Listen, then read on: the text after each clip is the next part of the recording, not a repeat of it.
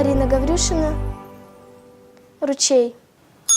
Вдоль шумных улиц и бульваров, сквозь арки солнечных лучей, по непросохшим тротуарам бежал молоденький ручей.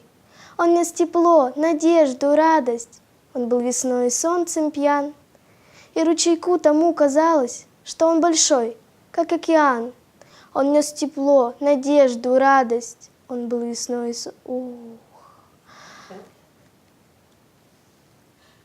Он был влюблен во все на свете. Он каждой каплей свет дарил. Он улыбался взрослым, детям и всей душой весь мир любил.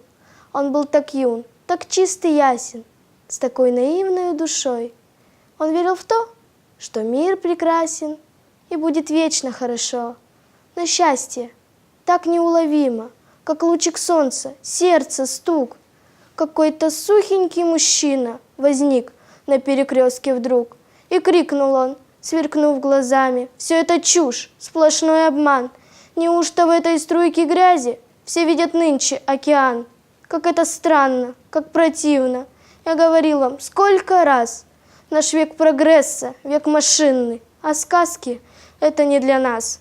Что может дать вам шепот леса, напевы сосен, гимн грачей, и чем поможет вам в прогрессе какой-то маленький ручей? А я скажу, как автор строчек, что мне до боли жаль его, ведь он угрюмый одиночка. Расчет и больше ничего.